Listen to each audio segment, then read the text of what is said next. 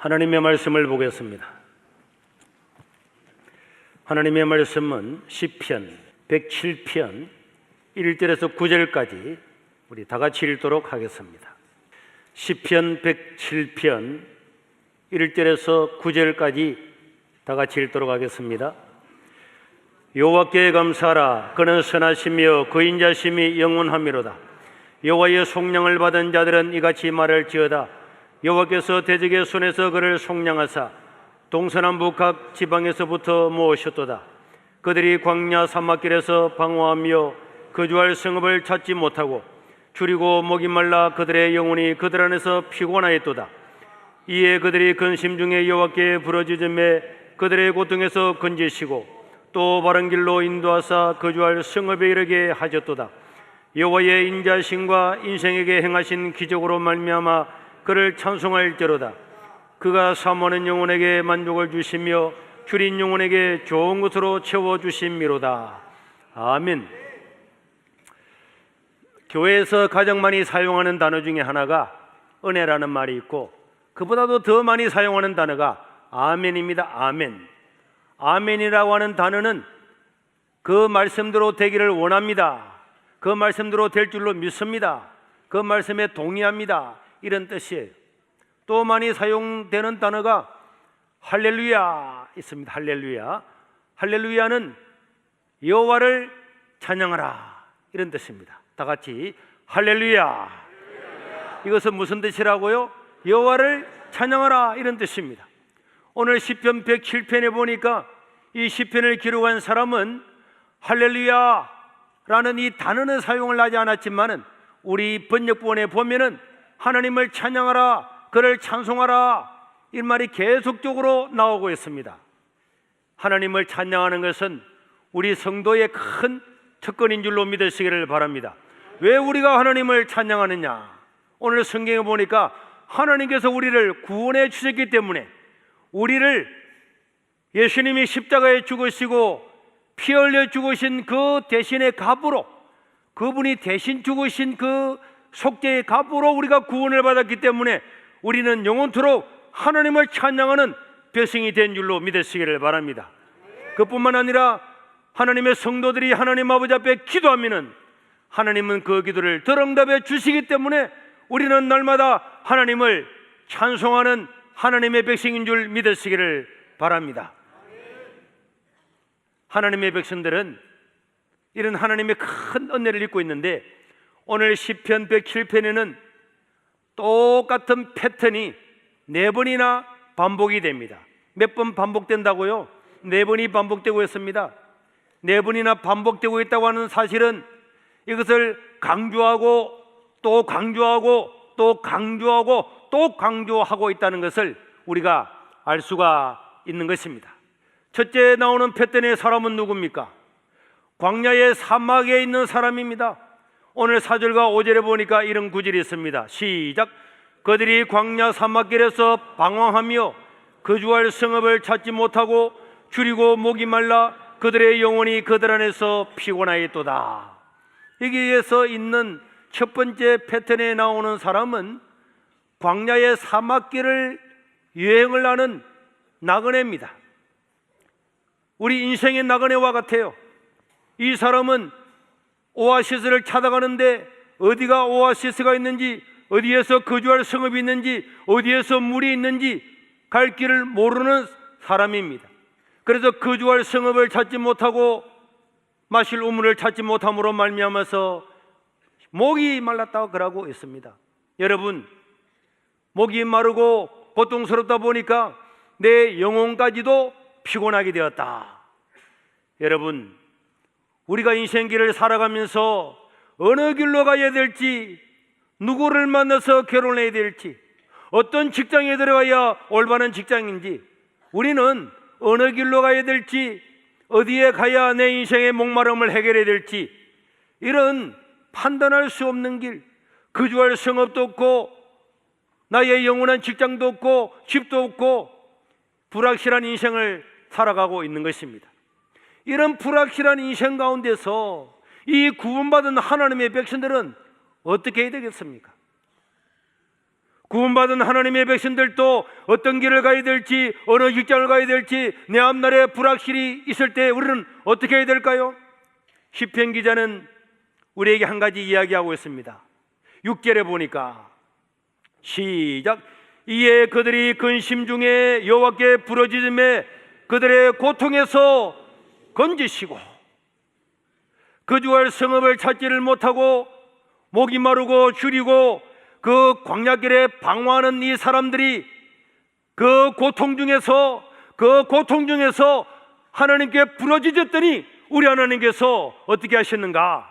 7절에 보니까 또 바른 길로 인도하시고 거주할 성읍에 이르게 하셨도다. 할렐루야.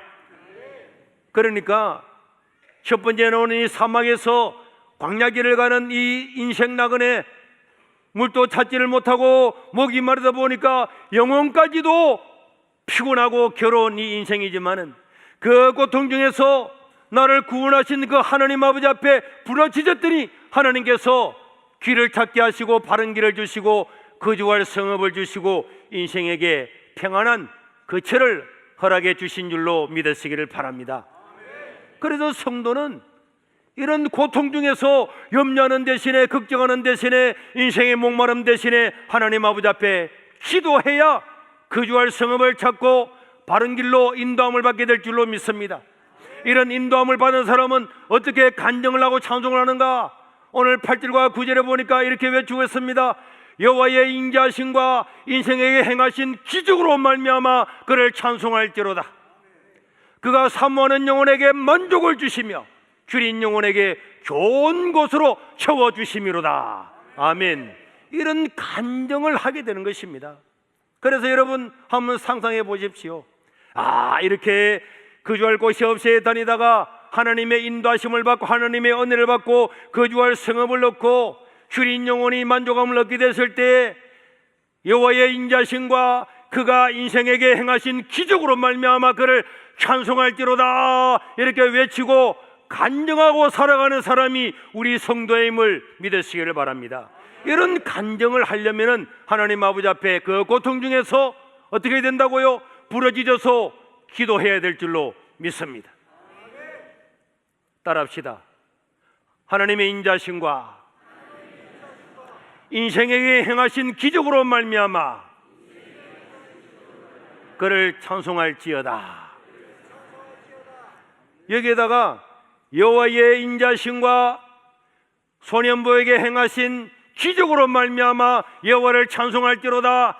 자기의 이름을 넣어서 이런 하나님께 간증을 하면서 찬송을 하면서 기도할 때에 하나님의 놀라운 은혜가 우리 인생 가운데 임하게 되는 줄로 믿습니다. 자, 두 번째 패턴의 사람이 나옵니다. 10절에서 12절에 보니까 이 사람이 어떤 사람인지 한번 알아맞혀 보기를 바랍니다. 시작. 사람이 허강과 사망의 그늘에 앉으며 공고와 쇠사슬에 매임은 하나님의 말씀을 거역하며 지존자의 뜻을 멸시함이라. 그러므로 그가 고통을 주어 그들의 마음을 겸손하게 하셨으니 그들이 엎드려져도 돕는 자가 없도다. 여기에 보니까 이 사람은 누굽니까? 흑암과 사망의 그늘에 앉아있는 사람입니다. 쇠사슬에 매여있는 사람입니다. 아무도 그를 돕는 자가 없습니다. 이 사람은 누굽니까? 이 사람은 어떤 사람이죠? 이 사람은 쇠사슬에 매여있는 포로입니다. 감옥에 갇힌 사람입니다. 지하 감옥에서 컴컴한 데서 흑암의 그늘 아래 앉아있으면서 아무런 소망이 없습니다. 꼼짝달싹할 수 없고 인생의 코너에 몰려 있습니다. 흑암과 사망과 공고와 쇠사슬과 고통과 엎드려져도 돕는 자가 없는, 아무도 자기를 도와줄 자가 없는 이런 고통 중에 있는 사람. 그런데 이 사람은 왜 이런 일을 당했습니까? 앞에 말씀해 보니까 하나님의 말씀을 저버리고 살다가 이런 인생이 되었다는 거예요. 우리가 육신적으로 감옥에 가고 교도소에 갈 수도 있지만은 우리 인생의 영혼이 악한 마귀에게 사로잡혀서 세상의 여러 가지 벗어날 수 없는 곳에서 사로잡혀서 이럴 수도 없고 저럴 수도 없고 아무리 생각해도 내 인생은 캄캄한 흑암밖에 없고 공고하고 도와달라고 말을 하지만은 어떤 사람도 나를 도와줄 수가 없는 이런 공고한 흑암 속에 갇혀 있을 때에 구원받은 하나님의 백성들은 이름에도 불구하고 하나님 아버지 앞에 기도해야 될 줄로 믿습니다. 그래서 이 흑암에 갇혀서 공고함 속에 있는 이 사람은 용기를 내어 기도합니다. 7절에 보니까 7절에 이 사람이 하나님 아버지 앞에 기도합니다. 뭐라고 기도합니까? 6절에 보니까 먼저 기도하는 거죠. 그들이 근심 중에 그 쇠사슬 중에서 고통 중에 여호와께 부르짖음에 그들의 고통에서 어떻게 하시고 건지시고, 우리의 죄악 때문에 흑암과 고통과 공고함과 아무도 도울 자가 없는 그런 고뇌에 빠졌다고 할지라도 하나님 아버지 앞에 부르짖으니까 하나님은 당신의 백성들을 건져주셔서 실제로 그 사람들을 바른 길로 인도하시고 거주할 성읍에 이르게 하시고, 하나님께서 은혜와 복을 주실 뿐만 아니라 이 꼼짝달싹할 수 없는 중에 13절에 보면은 그 환난 중에 이 사람이 또 부르짖습니다. 이에 그들이 그 환난 중에 여호와께 부르짖음에 그들의 고통에서 다 구원해 주시고, 그러니까 우리 인생이 갈 길을 잃어서 나그네 된 인생이나 또 흑암 속에 갇혀서 고통 속에서 아무도 나를 돕는 자가 없다고 할지라도 어떤 형편이 있든지 그 고통 중에서 그 환난 중에서 하나님을 찾는 사람은 하나님은 그 사람에게 거주할 성읍을 주시고 평안을 주시고 그 고통에서 건전히어서 새 삶을 주시는 줄 믿으시길 바랍니다. 이 두 번째 패턴의 사람도 흑암 중에 고통 중에 포로 가운데 노예 생활하면서 감옥에 갇혀서 기도했더니 어떻게 되었습니까? 14절에 보니까 흑암과 사망의 그늘에서 인도하여 내시고 그들의 얽어맨 줄을 하나님께서 끊어 주셨습니다. 16절에 보니까 그가 논문을 깨뜨리시며 새 빗장을 꺾으셨음이로다. 여러분, 지금은 새를 가지고 만들고 노새를 가지고 만든 이런 수갑이 있어도 끊어낼 수 있는 길이 많이 있지만은 이 당시에 청동기 시대, 철기 시대에 쇠사슬과 노수로 묶겠다고 하는 것은 이 사람에게는 희망이 조금도 없는 것입니다. 그럼에도 불구하고 우리 하나님께서는 자기를 향하여 부르짖는 하나님의 자녀들에게 이 논문과 쇠빗장을 끊어버리고 또 꺾어버리고 구원해 주시는 줄 믿으시기를 바랍니다. 이것은 전혀 불가능한 상황 가운데 있다고 할지라도 불가능 가운데서도 하나님을 바라보고 하나님을 찬양하는 사람에게, 기도하는 사람에게는 이런 놀라운 역사와 기적이 나타나게 될 줄로 믿습니다. 그래서 이 두 번째 사람도 15절 16절에 보니까 찬송하고 간증합니다. 뭐라고? 여호와의 인자하심과 인생에게 행하신 기적으로 말미암아 그를 찬송할지로다. 따라하겠습니다. 여호와의 인자하심과 자기 이름을 넣어서 소년보에게 행하신 기적으로 말미암아 그를 찬송할지로다. 그가 논문을 깨뜨리시며 쇠빗장을 꺾으셨음이로다. 믿으시길 바랍니다. 그러니까 이렇게 하나님 아버지 앞에 간절히 부르짖는 사람들마다 그들이 어떤 찬양을 하느냐? 여호와의 인자하심과 인생에 행하신 기적으로 말미암아 할렐루야 그를 찬송할지로다. 논문과 쇠빗장을 꺾으신 그를 할렐루야 찬송할지로다. 이런 간정이 입에서 나오는 것입니다. 그래도 하나님은 영광을 받게 되는 줄로 믿으시길 바랍니다. 사도 바울은 고린도서 1장 8절에서 11절에 보면은 정말로 형제들아 너무너무나 우리 아시아에서 환난을 많이 당했는데 나중에는 너무나 심한 고통을 받아서 살아갈 소망까지 다 끊어져 버렸다는 거예요. 사도 바울이 살아갈 소망이 끊어졌다. 사도가 살아갈 소망이 끊어졌다고 하는 것은 얼마나 큰 고통이 왔으면은 그런 살아갈 소망까지 끊어지겠습니까? 그리고 9절 10절에 계속적으로 보면은 또 우리가 우리 자신이 사형 선고를 받았다. 여러분, 사도 바울 같은 믿음의 사람이 사형 선고를 받았다. 이제 인생에 희망이 없다. 이것만큼 고난 가운데 처했어요. 그래서 10절에 보니까 그가 이같이 큰 사망에서 건지셨다.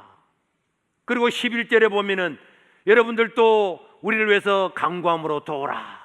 여러분, 사도 바울은 이 로마 전체를 복음화시켰던 핵심적인 사람입니다. 이런 위대한 사람에게도 살아갈 소망이 끊어지고 사형 선고를 당한 것처럼 희망이 없는 인생이 왔지만 하나님 아버지 앞에 부르짖고 성도들이 그를 위해서 함께 기도해 주니까 용기를 주시고 그곳에서 건져주시고 대로마 제국을 기독교 국가로 만드는 위대한 일을 이루게 되었음을 믿으시기를 바랍니다. 그래서 바울도 할렐루야 할렐루야 그를 찬송할지로다, 그를 찬송할지로다, 여호와의 인자하심과 인생에게 행하신 기적으로 말미암아 그를 찬송할지로다, 이렇게 신약 성경에 수도 없이 외치고 있습니다. 하나님 아버지 앞에 부르짖는 자들마다 살아갈 소망이 끊어지고 사형 선고를 받아서 희망이 없는 것처럼 보여도 환난 중에 고통 중에 건지시는 그분께 부르짖는 자들마다 이런 간증을 하게 될 줄로 믿습니다. 세 번째 패턴의 사람도 나옵니다. 이 사람은 누굽니까? 18절에 보면은 그들은 그들의 모든 음식을 싫어하게 되어 사망의 문에 이르렀도다. 음식을 아무리 주어도 음식이 안 좋아요. 음식에 맛이 없어요. 그리고 죽음의 문턱에 있습니다. 이 사람은 누굽니까? 암 걸린 사람이나 병든 사람이겠죠. 희망이 없습니다. 의사 선생님께서 하시는 말씀이 이제 당신은 죽었습니다. 끝났습니다. 사형 선고가 내려졌어요. 음식물을 삼킬 수도 없습니다. 여러분, 이럴 때 우리는 어떻게 해야 되겠습니까? 어떻게 해야 되겠습니까? 그런데 이 사람은 19절에 보니까 이에 그들이 그들의 고통 때문에 여호와께 부르짖음에 그가 그들의 고통에서 그를 구원하시되, 이 병들어서 고통 중에 있는 이 사람도 하나님께 부르짖었다는 거예요. 부르짖었습니다. 그러니까 하나님은 그 고통에서 그를 건져 주셨습니다. 그래서 그 결과는 어떻게 됐습니까? 20절에 보니까 그가 그의 말씀을 보내어 그들을 고치고 위험한 지경에서 건지시는도다. 여러분, 우리가 영육으로 병들었을 때에 이 영육의 병을 고치는 것은 하나님의 말씀인 줄로 믿으시기를 바랍니다. 그래서 하나님의 말씀을 듣고 예배를 드리고 기도하면은 놀랍게 많은 병자들이 고쳐짐을 받는 것도 하나님의 말씀을 통해서 그 영혼을 치료하시고 고치시기 때문임을 믿으시기를 바랍니다. 그래서 이 사람도 하나님을 찬송합니다. 뭐라고? 21절과 22절에 보니까 동일합니다. 여호와의 인자하심과 인생에게 행하신 기적으로 말미암아 그를 찬송할지로다. 할렐루야. 믿으시길 바랍니다. 제가 어제 유튜브를 보다가 이런 걸 보았어요. 김동진이라고 유명한 탤런트가 있잖아요. 유명한 탤런트가 있는데 그분이 이 뇌경색으로 손해가 70%가 죽어가지고 그 자리에서 거실에서 쓰러졌는데 119를 부르는 것이 아니고 내가 이렇게 죽으니까 기도해달라. 그래서 죽으려고 했는데 3시간이 지나고 난 다음에야 내 119 부르지 마라, 하나님께 가겠다 했는데 남편이 바로 안 갔어요. 그래서 그 부인이 3시간 만에 119를 불러서 병원에 가니까 이 안 됩니다. 손해가 이미 70%가 죽었고 이 사람은 끝났습니다. 3일 안에 죽습니다. 그런데 그 소리를 듣고 하나님께 기도해야 되겠다고, 그래서 간절히 기도해서 22일 만에 퇴원을 하는, 그래서 하나님이 놀라운 그 기적을 그 연예가 중계인가 이런 데서 간증을 하는 걸 들었는데, 여러분, 병든 가운데 하나님을 신뢰하고 의지하고 음식물을 먹을 수도 없고 들어가면 토하는 그런 질병 가운데서도 여호와께 부르짖었더니 하나님께서 그를 고쳐주심으로 말미암아 여호와의 인자심과 내 인생에 행하신 기적으로 말미암아 그를 찬송할지로다. 이런 간증을 하게 되었음을 믿으시길 바랍니다. 그러니까 어떤 환경에 있든지 상황에 있든지 하나님께 기도해야 될 줄로 믿습니다. 여러분, 조영기 목사님 이야기는 잘 아시죠? 20대에 폐병 말기에 걸려서 도저히 살아갈 수 없고 사형 선고를 받았습니다. 그럼에도 불구하고 성경을 창세기부터 병자들이 병고침을 받는 기적의 이야기들을 한 번, 두 번, 100번, 1000번 그 말씀이 믿어질 때까지, 외워질 때까지 계속적으로 외치고 기도하고 기도했더니 그 기적적으로 그 말기 피하면서 고침을 받고 세계적인 목사님 되었다는 것은 모든 사람이 다 알고 있습니다. 그렇기 때문에 이런 절망 가운데 있는 사람이라 할지라도 첫 번째 패턴에 나왔던 사람, 나그네 같은 인생, 두 번째는 허감 중에서 꼼짝달싹 못하는 사람, 세 번째는 질병 가운데서 떼할 수 없는 사람, 이런 사람들도 할 수 있는 방법이 뭐라고요? 하나님께 뭐 해야 되겠습니까? 부러지져서 기도할 때에 하나님은 허감 중에서 건져내시고, 하나님은 고통 중에서 건져내시고 그들에게 간정을 주심을 믿으시기를 바랍니다. 마지막으로 네 번째 패턴의 사람도 나옵니다. 23절에 보니까 이런 말씀이 나오네요. 베드를 바다에 띄우며 큰 물에서 일을 하는 자. 베드를 띄우며 큰 물에서 일을 하는 자, 이런 사람 누굽니까?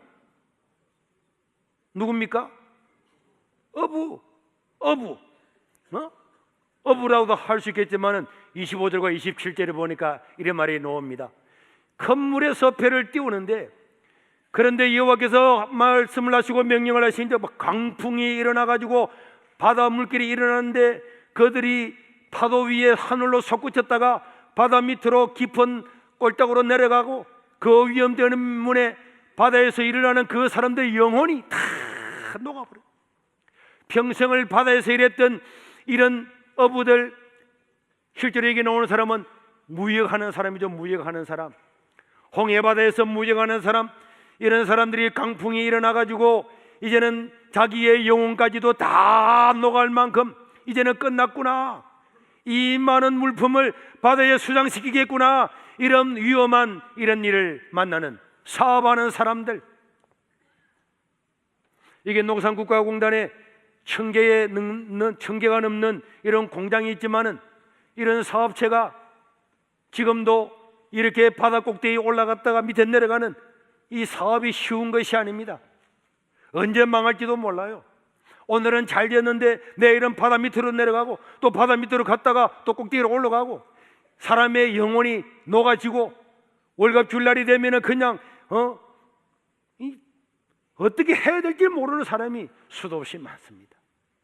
이런 사업에서 내 영혼이 녹아가는 이런 일들, 내 직장 생활에서 어떻게 해야 될까, 내 앞날이 어떻게 될까, 이런 문제가 있을 때에 이 사람 어떻게 해야 되겠습니까? 동일한 패턴으로 28절에 보니까 이 사람도 시작, 이에 그들이 그들의 고통 때문에 여호와께 부르짖으면 그가 그들의 고통에서 그들을 인도하여 내시고, 29절과 30절에 보니까 광풍을 고요하게 하시고 물결도 잔잔하게 하시는도다. 그들이 평온함으로 말미암아 기뻐하는 중에 여호와께서 그들이 바라는 항구로 인도하시는도다. 바다 물길 때문에 죽었구나, 내 영혼이 완전히 녹아버리는 그런 중에 있어서 앞날을 몰랐지만은 하나님께 그 고통 중에 부르짖었더니 물결도 잔잔하게 하시고 강풍도 잔잔하게 하시고 평온함으로 원하는 목적지 항구에 이르게 하셨다.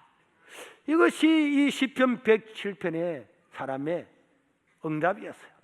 그래서 이 사람도 뭐라고 간증했겠습니까? 뭐라고?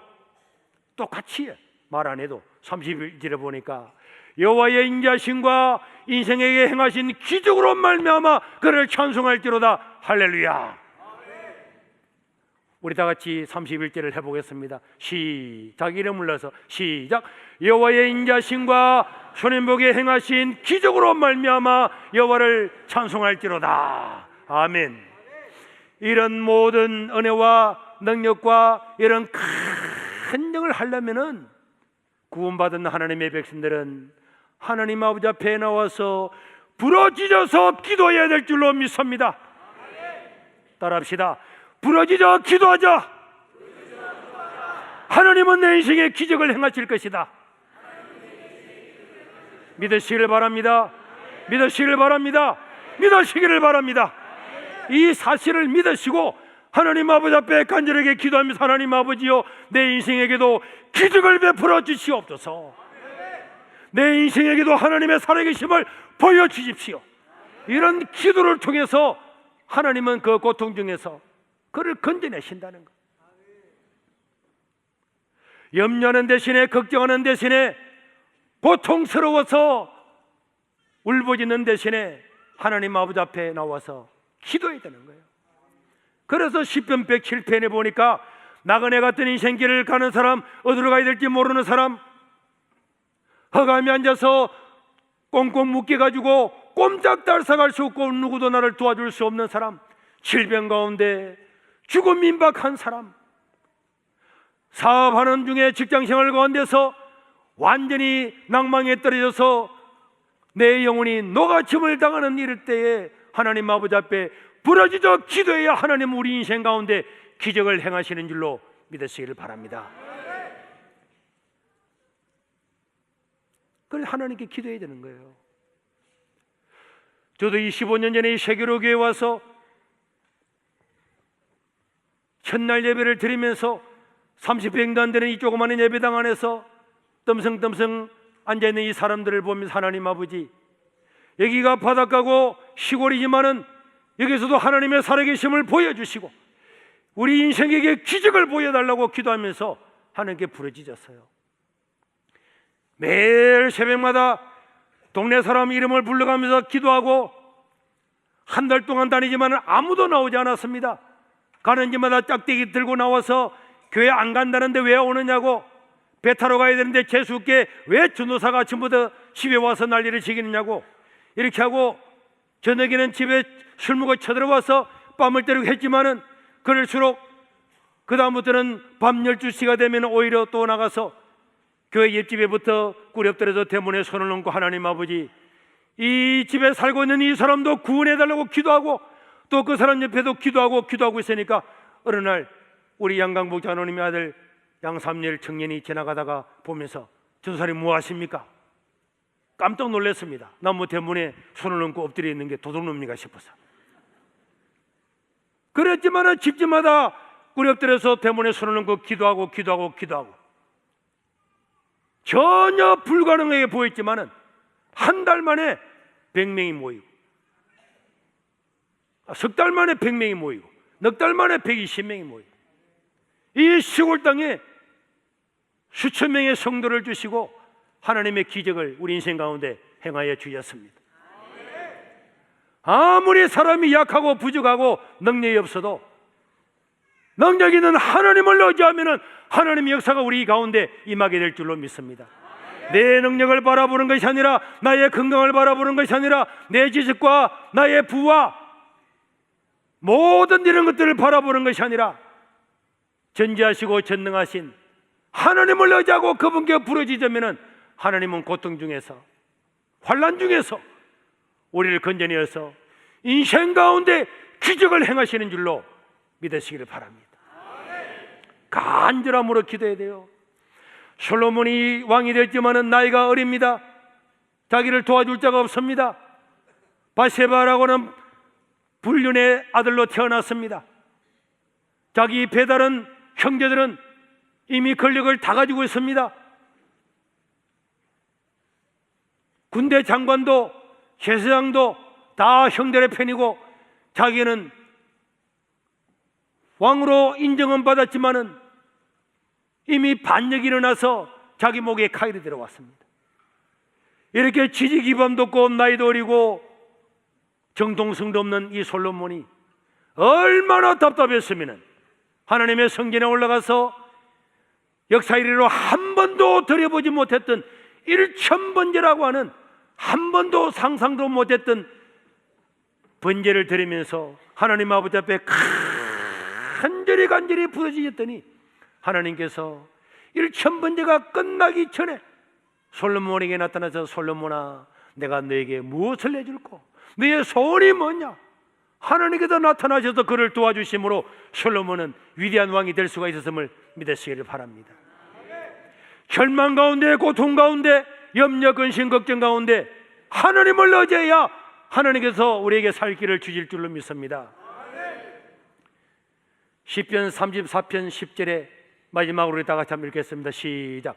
젊은 사자는 궁핍하여 줄일지라도 여호와를 찾는 자에게 좋은 것으로 채워주시기 때문에 그 사람은 부족함이 없을 줄로 믿습니다. 다윗은 고통 중에 쫓겨다니면서도 하나님께 기도함으로 용기를 얻었습니다. 그는 왕이 되었습니다. 통일왕국의 위대한 왕이 되었습니다. 그리고 난 다음에 그는 간증했습니다. 젊은 사자가 굶어 죽는다고 할지라도 여호와를 찾는 자에게는 부족함이 없으리로다. 이런 수많은 사람들의 간증을 들으면서 오늘 저와 여러분들의 인생에도 여호와는 인자십니다. 그분은 자비로우십니다. 그렇기 때문에 여호와의 인자심과 인생에게 행하신 기적으로 말미암아 그를 찬송하고 싶은 사람은 그 하나님께 부르짖어서 기도해야 될 줄로 믿습니다. 그래서 그 은혜를 받아 누릴 수 있기를 주의 이름으로 축원합니다.